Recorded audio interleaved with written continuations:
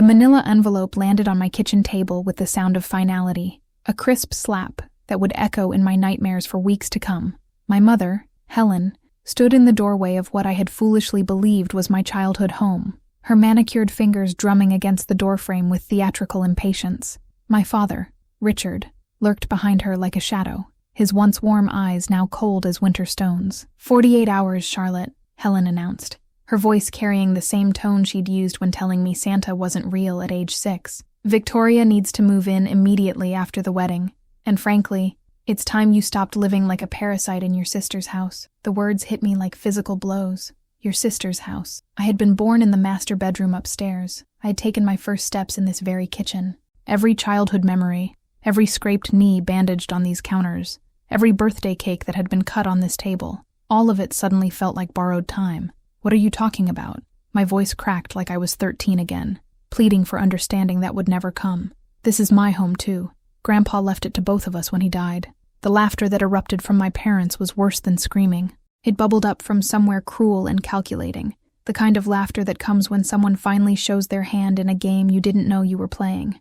Oh, sweet, naive Charlotte, Helen cooed, but her smile was all teeth and no warmth. Grandpa Edmund left everything to Victoria. The house, the rental properties, the investments, all of it. You got his books and that dusty old desk. We've been letting you live here out of charity. The envelope felt heavy in my trembling hands. Inside, official-looking documents bore the letterhead of Morrison & Associates, the family's law firm. My eyes scanned the words, but they seemed to swim on the page.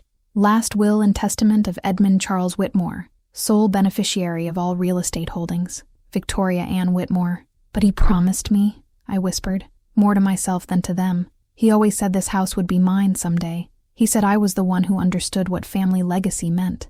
Richard finally spoke, his voice carrying decades of disappointment. Your grandfather was a sentimental old fool in his final years. He made a lot of promises he had no intention of keeping. At least he had enough sense to leave everything to the daughter who actually deserves it.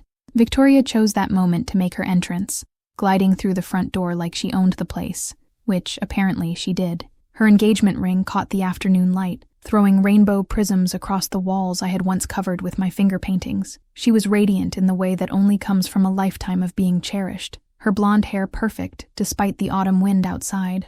Oh good, you told her, Victoria said, not even bothering to look at me directly. James and I want to start renovations immediately. That wallpaper in the master bedroom is absolutely hideous. We're thinking of turning your old room into a nursery. She placed a protective hand over her still flat stomach, and I felt something die inside my chest. Victoria, please, I started, but she held up a hand to silence me. Charlotte, you're 28 years old. It's time you learned to stand on your own 2 feet, instead of clinging to family property that was never meant for you. Her voice carried that same patient tone she'd used when explaining why I couldn't have her Barbie dolls as a child. Besides, James's family expects us to host Thanksgiving this year. We can't do that with you skulking around upstairs like some gothic novel heroine.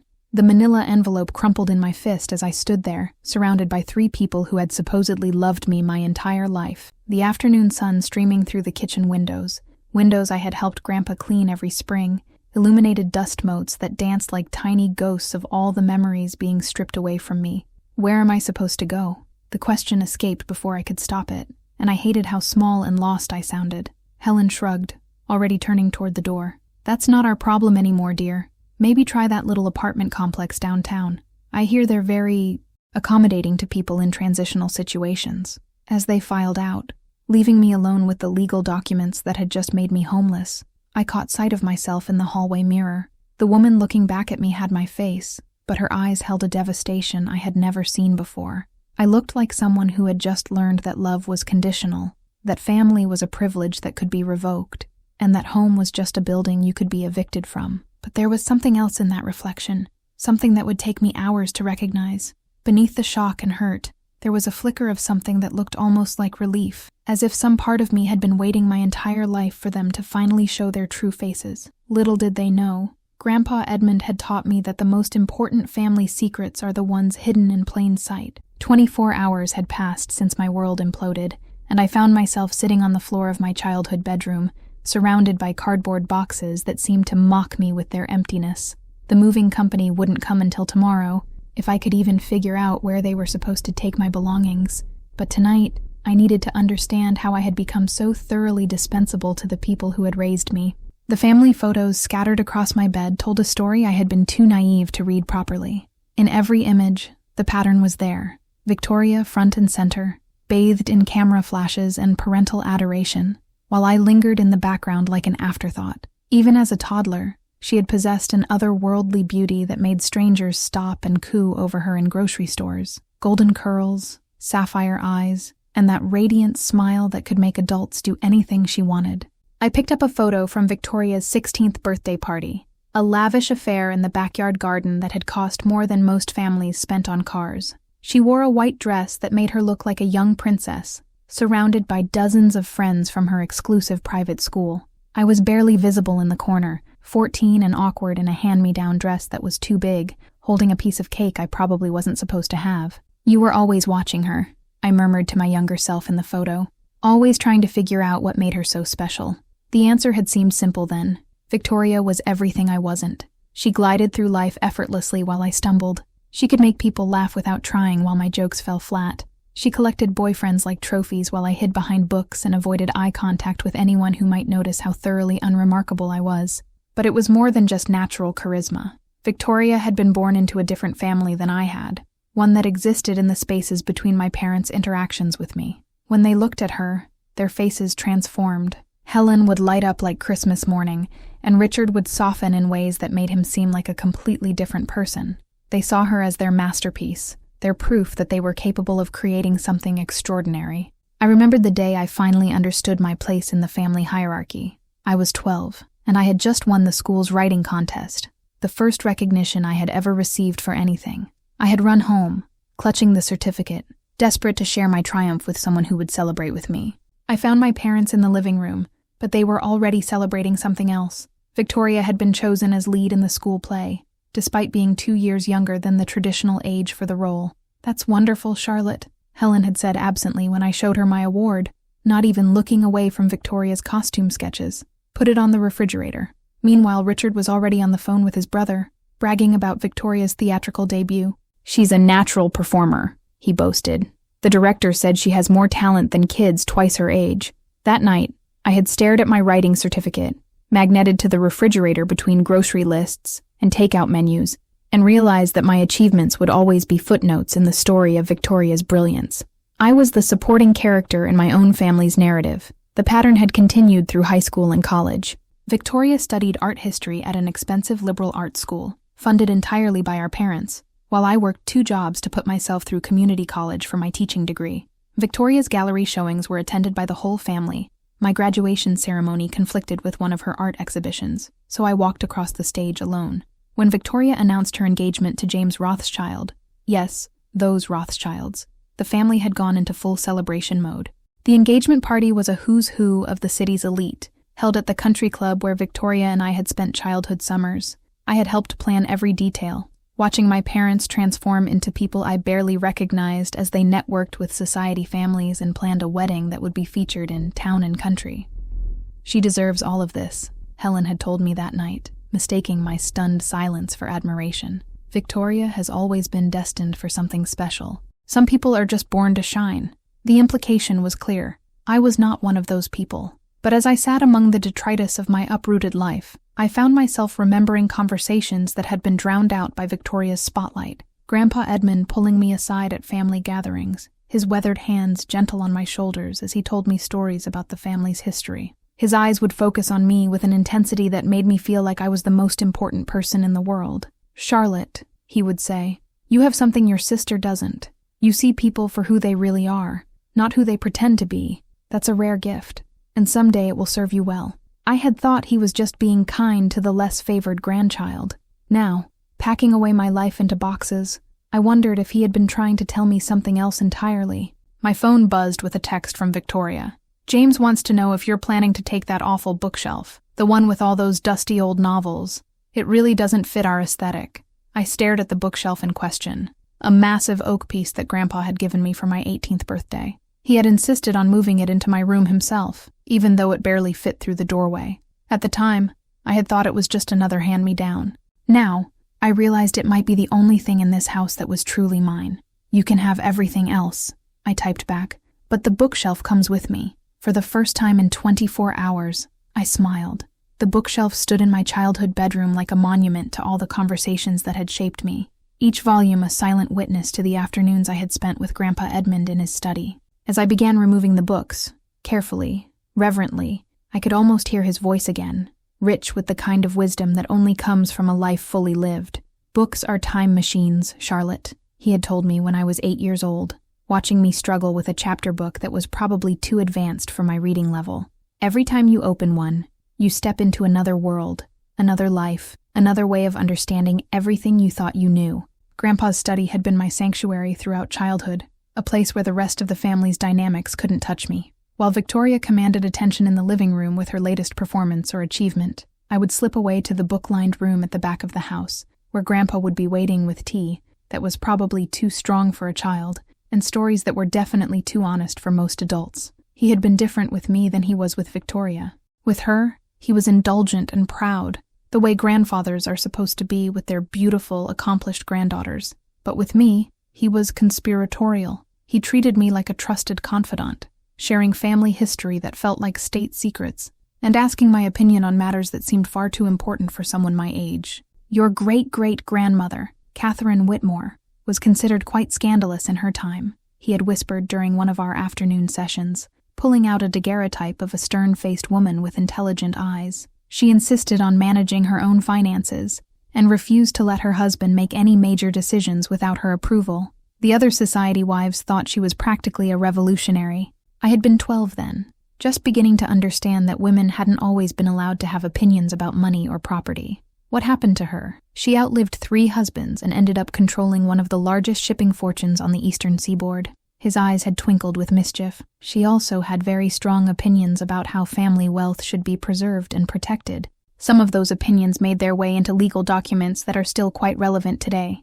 At the time, I had thought he was simply sharing interesting family trivia. Now, as I carefully wrapped each book in newspaper, I wondered if those conversations had been something else entirely.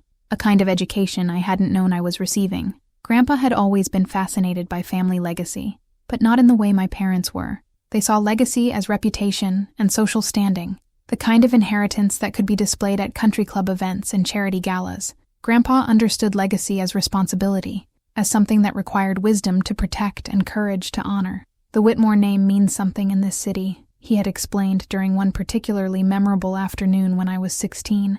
"Not because we've always been wealthy, but because we've always been smart about how we use what we have. Your great-grandfather didn't just build buildings, he built communities. He understood that real wealth comes from making other people's lives better. He had been teaching me about the family's rental properties then, using a map of the city to show me how the Whitmore holdings were concentrated in neighborhoods that housed working families, teachers, nurses, people who kept the city running but couldn't afford to buy homes of their own.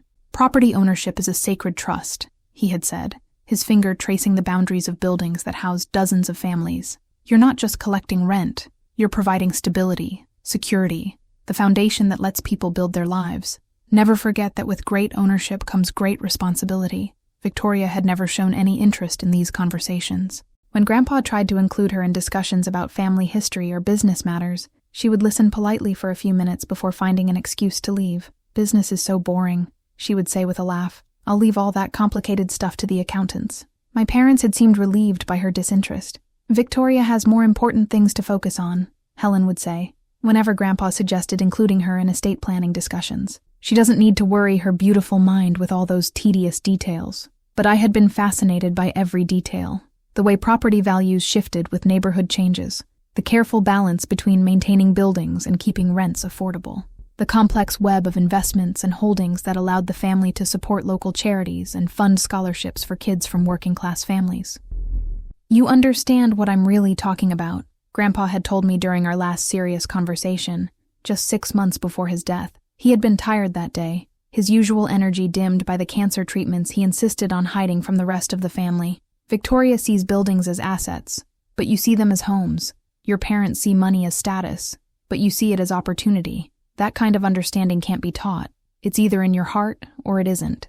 I had found him in his study that final time, surrounded by papers and files that seemed to contain the entire history of our family's financial empire. He was writing something by hand, unusual for a man who had embraced computer technology with enthusiasm. "What are you working on?" I had asked, settling into my usual chair beside his desk. "Insurance," he had said with a smile that seemed to carry secrets. "Making sure the things that matter most are protected, no matter what happens to me." 3 weeks later, he was gone. The official will reading had been a formal affair at Morrison & Associates, with Victoria inheriting everything of significant value while I received his books and his desk, items the family lawyer had described as sentimental value only. But Grandpa had taught me that the most valuable things are often hidden in plain sight. As I reached for the last book on the top shelf, a leather-bound volume of Shakespeare's sonnets that he had given me for my 18th birthday, my fingers brushed against something that shouldn't have been there, a manila envelope, taped to the back of the bookshelf where no one would think to look. My heart stopped. The envelope felt warm against my trembling fingers, as if it had been waiting for this moment as long as I had been living in ignorance. My name was written across the front in Grandpa's careful handwriting, "For Charlotte, when the time comes." Below that, in smaller letters, "Open only when you need to remember who you really are." I sat on my bedroom floor, surrounded by boxes and the scattered remains of my childhood, and stared at the envelope that might contain answers to questions I was only beginning to know how to ask. Outside, I could hear Victoria and James discussing paint colors for their future nursery, their voices carrying the casual confidence of people who had never doubted their place in the world. With hands that shook like autumn leaves, I opened the envelope. The first thing I saw was a letter in Grandpa's handwriting, dated just 2 weeks before his death. "My dearest Charlotte, if you are reading this, then the wolves have finally shown their true teeth, and you have discovered what I have always known, that you are not truly welcome in the family that raised you. I am sorry for that pain, sweetheart, but I am not sorry for what I am about to reveal. Your parents have been lying to you your entire life. The will that was read at Morrison & Associates was not my final will. It was a decoy, designed to protect my real intentions until you were old enough and strong enough to handle the truth. You are not the forgotten daughter, Charlotte. You are my chosen heir." My vision blurred as the words swam on the page. I had to stop reading, to breathe, to convince myself that this wasn't some fever dream brought on by too much stress and too little sleep. But the letter was real, the handwriting unmistakably his, the paper bearing the watermark of the expensive stationery he had always used for important correspondence. I forced myself to continue. "Everything you have been told about the family inheritance is false. Victoria received the smaller properties, the house you grew up in, a few rental units, enough to ensure she and her future family are comfortable. But the real Whitmore estate, the downtown office buildings, the historic properties, the investment portfolio that generates millions in annual income, all of that belongs to you. I have been watching you, Charlotte, your entire life. I have seen how you care for people, how you understand that wealth is responsibility, not privilege. I have watched you work 2 jobs to put yourself through college while your sister expected everything to be handed to her. I have seen your kindness to the tenants in our buildings, how you remember their names and their children's birthdays. I have observed your character, and I have found you worthy of the legacy that has been built over 5 generations. The documents in this envelope constitute my true last will and testament, properly witnessed and notarized by attorneys who have nothing to do with Morrison & Associates. Your parents have been paid a significant sum to maintain the deception until your 30th birthday, or until they attempted to force you from the family home, whichever came first. Today, I assume, that second condition has been met. My hands were shaking so violently now that I could barely hold the letter. Everything I thought I knew about my family, about my place in the world, about my own worth, all of it was crumbling and rebuilding itself with each word I read. The second document in this envelope is a complete inventory of your actual inheritance. You will find that you own not just buildings, but also the company that manages them, the investment accounts that fund them, and several business ventures that your parents know nothing about. You are, as of today, one of the wealthiest women in the state. The third document is a letter from Harrison & Webb, the law firm that has been secretly managing your affairs since my death. They have been waiting for this moment, and will help you understand the full scope of what you have inherited. The fourth document may be the most important of all. Evidence of how your parents have been spending money that was never theirs to spend. They believed they were managing Victoria's inheritance, but they have actually been embezzling from your accounts. They owe you approximately $2.3 million in stolen funds, plus interest. I know this is overwhelming, my dear girl. I know it changes everything you thought you knew about your life, but I need you to understand something. I did not do this to punish your parents, or to elevate you above your sister. I did this because you are the only person in this family who truly understands what family legacy means. You will use this inheritance not to hurt people, but to help them. You will see these properties not as trophies, but as homes. You will understand this wealth not as status, but as opportunity to make the world a little bit better. You are stronger than you know, Charlotte. You have survived a lifetime of being underestimated and undervalued. You have remained kind in a family that showed you little kindness. You have worked hard, while others expected everything to be given to them. These experiences have prepared you for what comes next. Your sister and parents will not take this news well. They have built their entire identity around the belief that Victoria is the special one, the chosen one, the one who deserves everything good that life has to offer. Learning that they have been living a lie will be devastating to them. I trust you to handle this revelation with more grace than they have ever shown you. Go to Harrison and Webb tomorrow morning. Ask for Margaret Webb. Tell her that the time has come. She will walk you through everything you need to know about your new life. Know that I loved you, Charlotte. Know that I saw you. Know that everything you endured was preparing you for this moment. Welcome to your real life. With all my love and faith in your future, Grandpa Edmund. I sat in stunned silence for what felt like hours, though the light outside my window suggested it had only been minutes. The legal documents that followed the letter were dense with language I didn't fully understand, but the numbers were clear enough. I owned 17 buildings, had investment accounts worth millions, and controlled a business empire that I had never known existed. From downstairs, I could hear Victoria laughing about something James had said, the sound bright and careless and completely unaware that her world was about to change forever. I looked around my nearly empty bedroom, the room I had thought I was being evicted from, and realized that I wasn't homeless at all. I was coming home. The offices of Harrison and Webb occupied the top 3 floors of a gleaming downtown building that, according to the documents I clutched like a lifeline, I apparently owned. The irony wasn't lost on me as I stood in the marble lobby at 8:30 the next morning, watching well-dressed professionals hurry past me toward elevators that carried them to jobs in a building that belonged to me. Margaret Webb turned out to be a woman in her 60s with silver hair pulled back in an elegant chignon, and eyes that seemed to see straight through to the truth of things. Her handshake was firm, her smile genuine, and her first words were exactly what I needed to hear. "Charlotte, my dear, I have been waiting for this day for 3 years." She gestured for me to follow her down a hallway, lined with oil paintings of distinguished men in suits. Previous partners, I assumed, though now I wondered if any of them had worked for my family too. "Your grandfather spoke of you constantly. He was so proud of the woman you were becoming." Her office was a study in understated elegance. With floor-to-ceiling windows that looked out over the city I was apparently a significant stakeholder in. She offered me coffee in China that looked expensive enough to feed a family for a month, then settled behind her desk with the kind of competent authority that made me feel like everything might actually be okay. "I assume you have questions," she said, opening a file that seemed to contain half a forest's worth of paper. "Is it real?" The question escaped before I could think of anything more sophisticated to ask. I mean, is it legal? Can they contest it? Can my parents claim that Grandpa wasn't competent when he wrote it? Margaret's smile was sharp as a blade. "Oh, my dear, your grandfather was many things, but incompetent was never one of them. This will was prepared with every possible challenge in mind. We have medical records proving his mental acuity up until the day he died. We have testimony from multiple witnesses. We have video recordings of him explaining his reasoning. And most importantly, we have 3 years of your parents' own behavior as evidence that they knew this day would come." She pulled out a thick folder and spread its contents across her desk like a prosecutor presenting evidence to a jury. Bank statements, canceled checks, receipts, and what looked like surveillance photos. "Your parents have been living far beyond their means since your grandfather's death," Margaret explained, pointing to a series of financial documents. "Victoria's wedding alone cost $180,000, paid for with money from accounts they believed were part of her inheritance, but which were actually trusts established for your benefit. The renovations to the house last year? $95,000 of your money. Your father's new car, your mother's jewelry, the country club membership, all paid for with funds that legally belong to you." I stared at the evidence of my family's deception, feeling something cold and hard settling in my chest. They knew that the initial will reading was incomplete.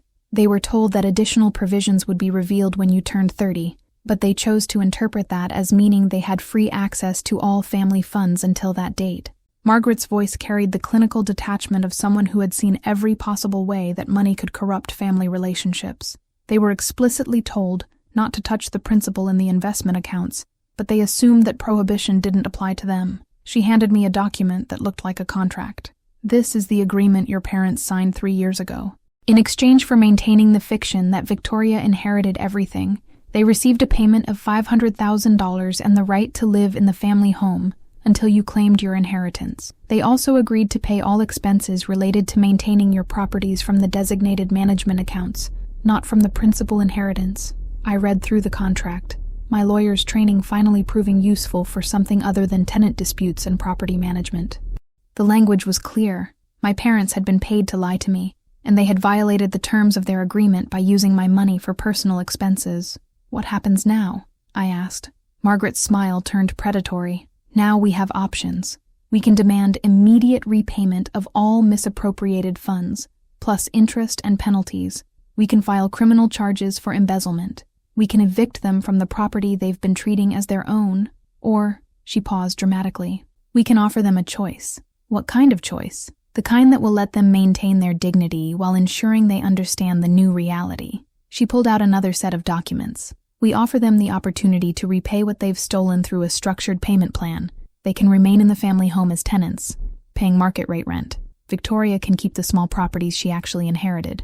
And in exchange, we agree not to pursue criminal charges or public humiliation. The generosity of the offer shocked me. After everything they had done, everything they had put me through, Margaret was suggesting we let them off easy. Why? I asked. Why not make them face the full consequences? Margaret's expression softened.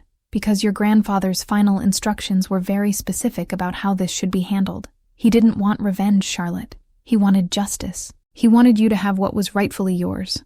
But he also wanted you to have the opportunity to be the better person. She handed me one final document, a letter I hadn't seen in the envelope from my bedroom. Charlotte, it read, by the time you read this, you will know the truth about your inheritance and your family's deception. You will be angry, and you will have every right to be. But I am asking you to remember what I taught you about power. It should be used to build, not to destroy. You have the opportunity to show your family what real leadership looks like. I trust you to make the right choice.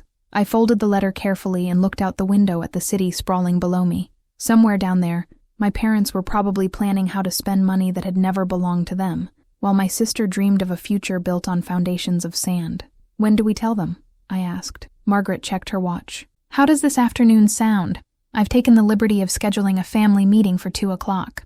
I believe they think they're coming in to discuss Victoria's wedding expenses. For the first time in 3 days, I laughed. The conference room at Harrison and Webb felt like a courtroom, all polished mahogany and intimidating legal volumes, when my family arrived at precisely 2 o'clock. They swept in with the kind of confident entitlement that comes from never having been told no about anything that mattered. My mother in her designer suit, my father checking his Rolex, and Victoria practically glowing with post-engagement bliss. I was already seated at the far end of the conference table when they entered, flanked by Margaret Webb and a second attorney I hadn't met, a young man named David Harrison, who had introduced himself as the firm's litigation specialist. The message in his presence was subtle, but unmistakable. We were prepared for whatever came next. Charlotte, darling, what are you doing here? Helen's voice carried just a hint of irritation, as if my presence at a meeting about family finances was somehow inappropriate. Margaret, we thought this was going to be a private discussion about Victoria's inheritance management. Margaret smiled with the kind of professional warmth that somehow managed to convey absolute authority. Please, sit down. This meeting concerns all members of the Whitmore family, and Charlotte is very much a part of that family. Victoria settled into her chair with graceful annoyance, her engagement ring catching the afternoon light streaming through the floor-to-ceiling windows. I hope this won't take long. James and I have appointments with 3 different caterers this afternoon. This won't take long at all, Margaret assured her, opening the thick file that had been sitting in front of her place. I've asked you here today to discuss some irregularities we've discovered in the management of the Whitmore estate. Richard leaned forward with the kind of aggressive confidence that had probably served him well in his business dealings. What kind of irregularities? We've been managing Victoria's inheritance exactly as Edmund intended. That's interesting, Margaret said, her tone carefully neutral. Because according to our records, you've been managing Charlotte's inheritance, not Victoria's. The silence that followed was so complete I could hear the building's air conditioning humming. Helen's face went through a series of expressions: confusion, disbelief, and then something that looked almost like fear. That's ridiculous, Victoria said with a laugh that sounded forced. Charlotte inherited some books and a desk. Everything else is mine. Margaret opened the file and pulled out a document that I now recognized as Grandpa's real will. I'm afraid that's not accurate. The will that was read 3 years ago was incomplete. Mr. Whitmore's final will and testament, properly witnessed and notarized, leaves the bulk of his estate to Charlotte. She began reading from the document, her voice steady and clear. To my granddaughter Charlotte, who has shown wisdom beyond her years and kindness beyond measure, I leave all properties, investments, and business holdings of the Whitmore estate, trusting that she will use them with the same sense of responsibility that built our family's legacy. My father's face had gone white. That's impossible. We would have been told. You were told, David Harrison said, speaking for the first time. His voice was younger than Margaret's, but carried the same unshakable authority. You signed an agreement, acknowledging that additional provisions would be revealed when certain conditions were met. Those conditions have now been satisfied. He slid a copy of the contract across the table to my parents. I watched my father's eyes scan the document, watched the exact moment when understanding dawned. His carefully maintained composure cracked like ice under pressure. This is some kind of fraud, Helen said, but her voice lacked conviction. Edmund would never. Charlotte doesn't know anything about managing money or property. She's a teacher, for God's sake. She's actually an excellent teacher, Margaret said mildly, which demonstrates exactly the kind of character your father-in-law was looking for in an heir, someone who understands that real wealth comes from helping others build better lives. Victoria was staring at me across the table like she was seeing me for the first time. This is a joke, right? Some kind of elaborate prank? Charlotte can't have inherited everything. She struggled to find words that wouldn't sound as cruel as her thoughts. She's the rightful heir, Margaret finished. And unfortunately, there's more you need to know. The second bombshell hit them like a physical force. Margaret laid out the evidence of their financial impropriety with the methodical precision of a surgeon. The misappropriated funds, the unauthorized expenditures, the violation of their agreement. The numbers seemed to echo in the silent room. $180,000 for Victoria's wedding, $95,000 for renovations, $85,000 for personal expenses, plus interest and penalties. You've embezzled approximately $2.3 million from Charlotte's accounts, David Harrison said. Under state law, that constitutes a felony. Helen actually laughed, a sound like breaking glass. Embezzled? From Charlotte? We're her parents. We've supported her, housed her, fed her for 28 years. If anyone owes money, it's her. Actually, I said, speaking for the first time since they had arrived, according to the trust documents, you've been receiving monthly payments for my care since I turned 18. Grandfather set up an account specifically to reimburse you for housing and feeding me. You've been double-dipping. The look Victoria gave me was pure venom. You knew, she hissed. You knew all along, didn't you? You let us plan the wedding, let us make all these decisions, knowing that you were going to steal everything from me. I found out yesterday, I said quietly. About 6 hours before you and Mom told me I had 48 hours to get out of my own house. Richard slumped in his chair like a man who had just watched his life's work crumble to ash. What do you want? He asked, his voice barely above a whisper. Margaret slid another document across the table. Ms. Whitmore is prepared to be generous. You can repay the misappropriated funds through a structured payment plan over 10 years.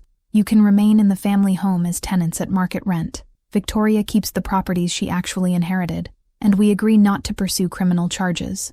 And if we refuse? Helen asked. David Harrison's smile was all teeth. Then we file charges for embezzlement, fraud, and breach of fiduciary duty. We evict you from the property. We demand immediate repayment of all stolen funds, and we make sure that everyone in your social circle knows exactly how you've been funding your lifestyle. Victoria was crying now, her perfect makeup running in black streams down her cheeks. This isn't fair, she sobbed. Charlotte doesn't deserve this. She's never done anything special, never achieved anything. I'm the one who made this family proud.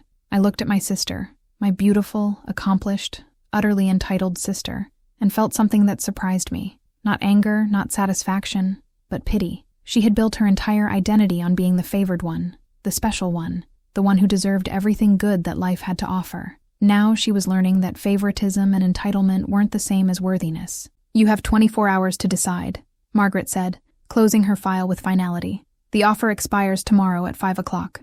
As my family filed out of the conference room in stunned silence, Helen turned back to look at me one last time. I hope you're happy, she said. I hope destroying your family was worth it. I met her eyes without flinching. I didn't destroy this family, Mom. I just stopped pretending it was something it never was. The 24 hours that followed our meeting at Harrison and Webb felt like watching a house of cards collapse in slow motion. I had returned to what I now knew was my property to find Victoria in the kitchen, systematically going through every drawer and cabinet like she was conducting an inventory of her losses. Her eyes were red from crying, but there was something harder in her expression now, a calculation that reminded me uncomfortably of our mother. "You can't actually want all of this," she said, without looking up from the china cabinet. "The house, the responsibility, the stress of managing properties. You've never wanted anything more complicated than your little teaching job and your books." I poured myself coffee from the pot she had made, a small domestic gesture that felt surreal given the circumstances. "You're right that I never wanted this. But I'm starting to understand that what we want and what we're capable of aren't always the same thing." Victoria slammed a cabinet door with enough force to rattle the dishes inside. "Don't give me that philosophical nonsense. This is about money, Charlotte. This is about you finally having the chance to get back at all of us for not treating you like you were special." Her words hit closer to the truth than I wanted to admit, but not in the way she meant. "This isn't about getting back at anyone. This is about understanding why Grandpa made the choices he did. Grandpa was a manipulative old man who pitted us against each other for his own amusement," Victoria snapped. "He dangled this inheritance in front of both of us like some kind of sick test, and now you're acting like winning makes you better than me." I studied my sister's face, looking for any trace of the girl I had once idolized. "Do you remember the Christmas when I was 10 and you were 8? You wanted that expensive dollhouse from FAO Schwartz, the one that cost more than most families spend on Christmas altogether." Victoria's expression softened slightly, confused by the apparent change of subject. "The Victorian mansion with all the miniature furniture? Of course I remember. It was beautiful. You asked for it in your letter to Santa, but Mom and Dad said it was too expensive, even for our family. You cried for days." I sat down across from her at the kitchen table where we had eaten thousands of meals together. "So I used my birthday money, my allowance money, everything I had saved from helping Mrs. Peterson next door with her grocery shopping. I bought you that dollhouse." Victoria's face went very still. "You... what?"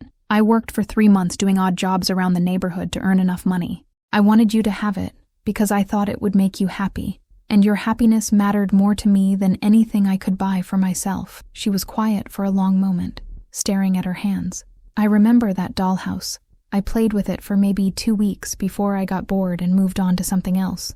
That's not the point," I said gently. "The point is that I loved you enough to give you something that cost me everything I had, and you accepted it without ever asking where it came from." Victoria looked up at me with something like understanding dawning in her eyes. "You're saying I've been taking from you my whole life. I'm saying that we've both been playing roles that our parents wrote for us. You were cast as the princess who deserved everything, and I was cast as the devoted sister who should be grateful for whatever scraps fell from your table." I reached across the table, but she pulled her hands away. Grandpa saw through that script. He understood that real character isn't about being beautiful or charming or accomplished. It's about what you do when nobody's watching. The kitchen door swung open, and our parents entered with the kind of forced casualness that suggested they had been listening outside. Helen's face was perfectly composed, but I could see the strain around her eyes. Richard looked like he hadn't slept. "We've made our decision," Helen announced, settling into her chair with regal dignity. "We'll accept your generous offer." The word generous dripped with sarcasm, but I let it pass. "I'm glad. I think it's the best solution for everyone." "Don't pretend this is about what's best for us," Richard said, his voice heavy with exhaustion. "This is about you having the power to destroy us, and choosing not to. That's not generosity. It's control." His accusation stung because it carried a grain of truth. I did have the power to destroy them, and part of me, the part that remembered every birthday where Victoria's presence overshadowed mine, every achievement that went unnoticed, every time they had made me feel invisible, wanted to use that power. "You're right," I admitted. "I could destroy you. I could have you arrested, evict you from this house, make sure everyone in town knows exactly how you've been funding your lifestyle. But I'm choosing not to, because that's not who I want to be." Helen's carefully maintained composure finally cracked. "Who you want to be? You want to be the saint who rises above it all, who forgives the terrible family that never appreciated her? Well, congratulations, Charlotte. You've got your martyrdom. No, Mom. I want to be someone who breaks the cycle." I stood up, suddenly feeling every one of my 28 years. For 3 generations, this family has been built on secrets and lies, and people playing roles instead of being honest about who they really are. Grandpa's will wasn't about punishing anyone. It was about giving me the tools to build something better. Victoria was crying again, but quietly this time. What's going to happen to us? I mean, really? How are we supposed to move forward from this? The question was asked in a small voice that reminded me of the little girl who used to crawl into my bed during thunderstorms, despite having the bigger, prettier room with the princess canopy bed. You're going to have to figure out who you are when you're not the center of everyone's universe, I said. You're going to have to learn that love isn't something you're owed, it's something you earn. And you're going to have to decide whether you want to be part of a family that's built on honesty instead of performance. Helen stood up abruptly, her chair scraping against the kitchen floor. I've heard enough. Richard, we need to call the lawyers and arrange the paperwork for this arrangement. As they left the kitchen, Victoria remained seated, staring at the table where we had done homework together, fought over toy catalogs, and shared the 1,000 small moments that make up a childhood. Charlotte, she said without looking up, that dollhouse? I kept it. It's in the attic. I never played with it much, but I kept it. It was the closest thing to an apology I was likely to get from her, and perhaps the closest thing to hope I had felt since this whole ordeal began. 3 weeks later, I sat in the executive office that was apparently mine, on the 15th floor of the Whitmore building downtown, trying to absorb the reality of my new life. Margaret Webb had spent the morning walking me through financial statements and property portfolios that read like fiction, numbers so large they seemed to exist in a different universe from the one where I had been worried about making rent. The monthly income from your properties alone is approximately $340,000, Margaret said, pointing to a spreadsheet that might as well have been written in hieroglyphics for all my ability to process it. That's before we factor in the investment dividends, the business holdings, and the trust funds your grandfather established for various charitable purposes. I stared out the floor-to-ceiling windows at a city I was still learning to see differently. From up here, the streets looked like a complex map of lives and stories, each building housing dreams and struggles I couldn't begin to imagine. Somewhere down there, my family was adapting to their new reality, learning to live as tenants in the house they had thought they owned. Margaret, I said, turning away from the view, I need you to help me understand something. Why did Grandpa structure it this way? Why all the secrecy and deception? Why not just tell everyone from the beginning that I was his heir? Margaret set down her papers and studied me with the kind of careful attention that made me think she had been expecting this question. Because he needed to see who you would become when you had nothing. He needed to know that you would remain kind even when your family treated you as an afterthought. He needed to be certain that wealth wouldn't corrupt you the way it had corrupted others. She pulled out a file I hadn't seen before, thick with documents and photographs. Your grandfather spent 3 years documenting your character, Charlotte. Every act of kindness to tenants who couldn't make rent on time. Every dollar you spent helping a struggling student buy textbooks. Every weekend you volunteered at the literacy center instead of going to the parties your sister attended. The file contained photographs that made my breath catch. Me helping Mrs. Chen from apartment 4B carry her groceries up 3 flights of stairs when the elevator was broken. Me painting over graffiti on the building where the Rodriguez family lived.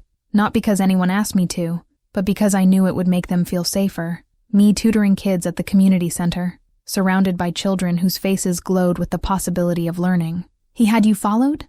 I asked, unsure whether to be touched or disturbed. He had you protected, Margaret corrected.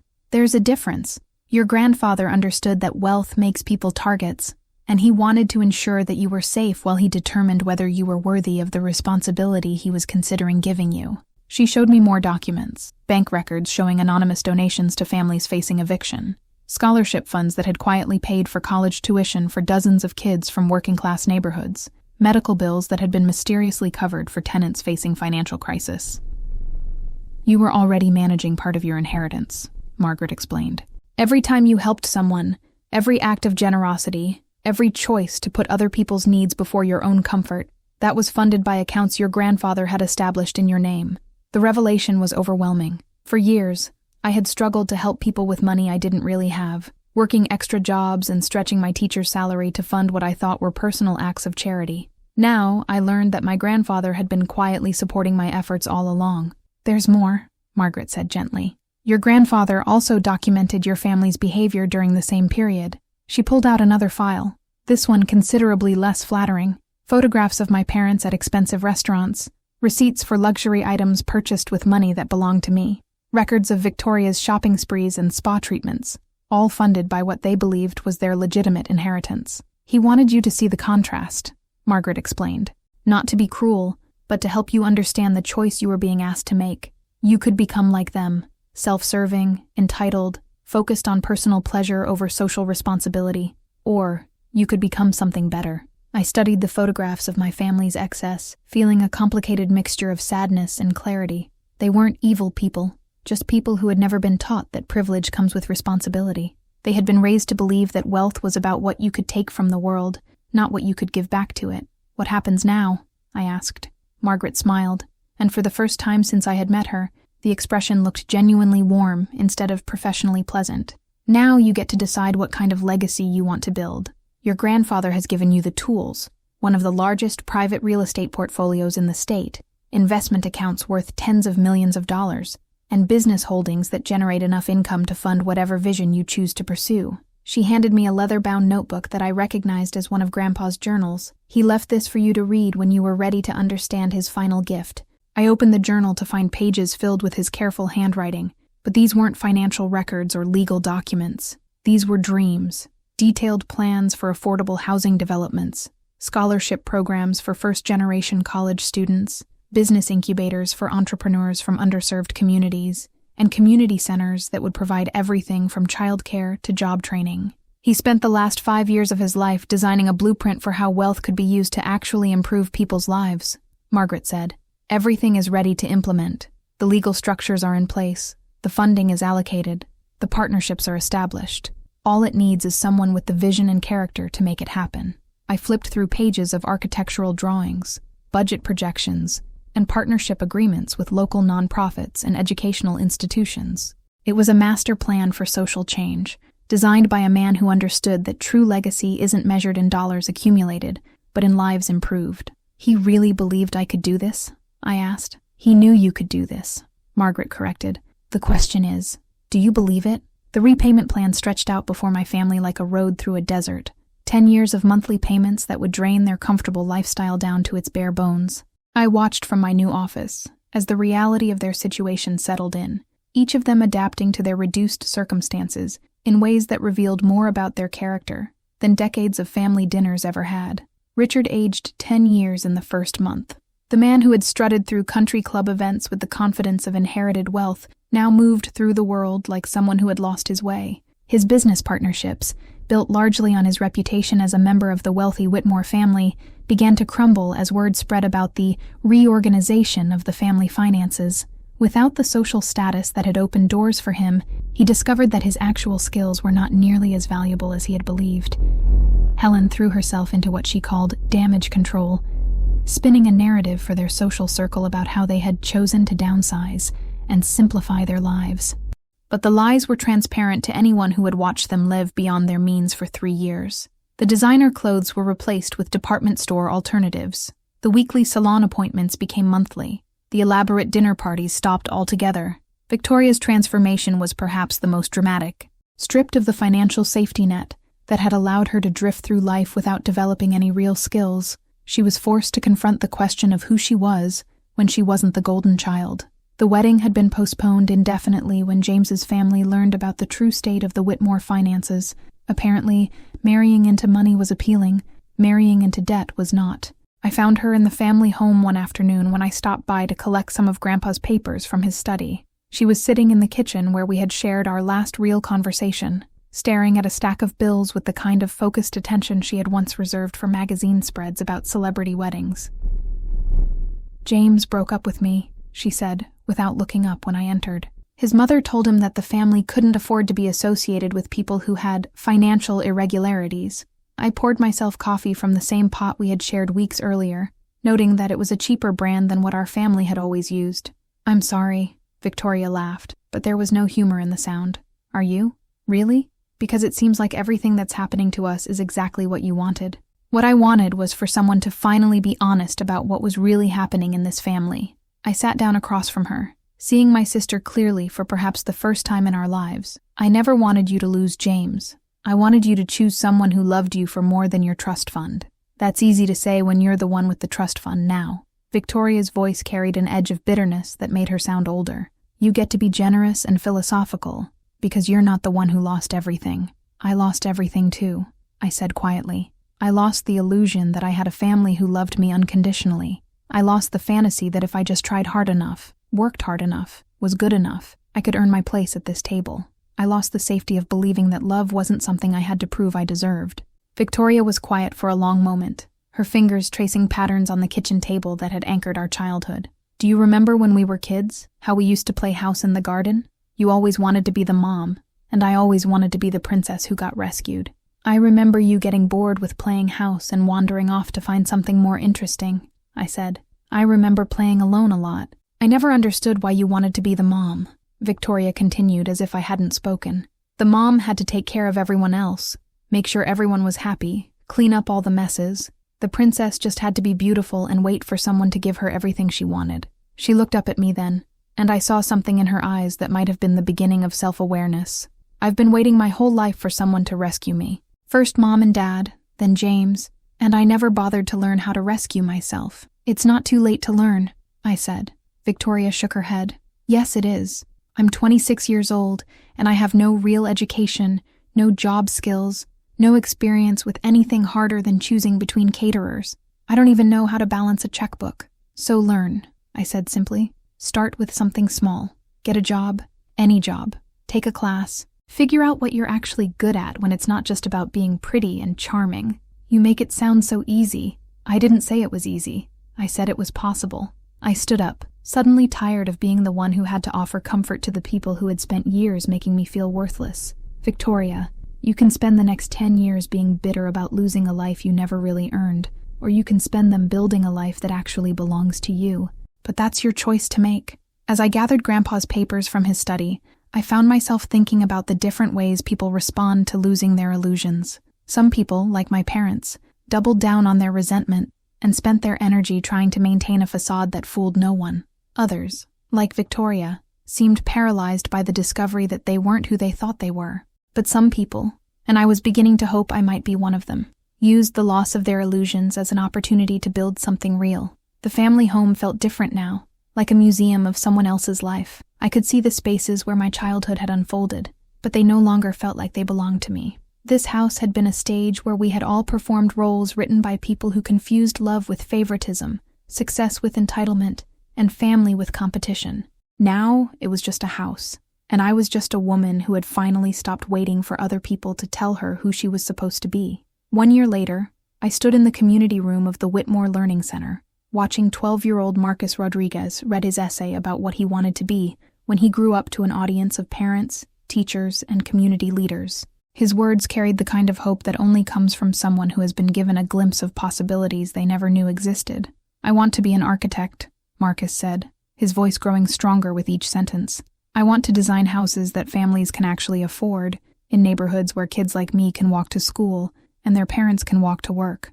I want to build communities, not just buildings. The Learning Center was one of 17 projects that had emerged from Grandpa's blueprint over the past year. What had started as a real estate portfolio had evolved into something much more ambitious, a comprehensive approach to community development that addressed everything from affordable housing to education to job training. Each property I owned had been transformed from a simple rental unit into a piece of a larger vision of what neighborhoods could become when people with resources chose to invest in people instead of just profit. Margaret Webb, who had become as much a friend as an advisor, leaned over to whisper in my ear as Marcus finished his essay to enthusiastic applause. Your grandfather would be proud, I smiled, feeling the truth of her words settle into my chest like warmth. The woman who had discovered her inheritance in an envelope taped to the back of a bookshelf felt like a different person from the one who now spent her days moving between construction sites, scholarship interviews, and community meetings. I had learned that wealth, when used thoughtfully, wasn't about what you could buy. It was about what you could build. The learning center where we sat had once been an abandoned warehouse in a neighborhood that city planners had written off as hopeless. Now it housed after-school programs, adult education classes, a community kitchen where local families could access fresh food, and meeting spaces where residents could organize around issues that mattered to them. The transformation hadn't been easy or quick, but it had been proof that decline wasn't inevitable if people with resources were willing to invest in solutions instead of just problems. After the ceremony, I walked through the neighborhood, noting the changes that had accumulated over months of careful investment. The apartment building where the Rodriguez family lived now had new windows, updated electrical systems, and a playground where children could play safely. The corner store that had once sold mostly lottery tickets and processed food now offered fresh produce from local farms and served as a pickup point for a community-supported agriculture program. These weren't dramatic changes that would make headlines or impress social media followers. They were the kind of incremental improvements that make daily life better for people who had been living with daily life being harder than it needed to be. My phone buzzed with a text from Victoria. Saw the article about the Learning Center in the paper. It looks amazing. Maybe we could get coffee sometime. Over the past year, my sister had surprised me. Instead of retreating into bitterness or finding another wealthy man to rescue her, she had enrolled in community college and was studying early childhood education. She worked part-time at a daycare center, learning patience and responsibility in ways that no amount of privilege could have taught her. The work wasn't glamorous, and the pay barely covered her expenses, but she seemed to be discovering something she had never had before, a sense of accomplishment that came from her own efforts. Our parents had been slower to adapt to their new reality. Helen still struggled with the loss of social status, though she had started volunteering with a local literacy program, work that surprised her by being more fulfilling than the charity galas she had once organized. Richard had taken a job managing properties for another real estate company, learning to work for someone else for the first time in decades. They were both still paying off their debt to me, but they were paying it off. More importantly, they were learning that their worth as people wasn't determined by their bank account balance or their position in society's hierarchy. It was a lesson that was harder to learn at 60 than it would have been at 30, but it wasn't too late. The evening light was fading as I returned to my apartment, a modest 2-bedroom in one of the buildings I now owned, chosen because I wanted to live in the communities I was trying to improve, rather than observing them from a distance. As I climbed the stairs to my door, I passed Mrs. Chen from apartment 4B, the same woman I had once helped carry groceries when I thought I was just being a good neighbor. "Charlotte," she called out in her accented English, "my grandson got accepted to the summer science program at the university, the one with the scholarship you helped set up."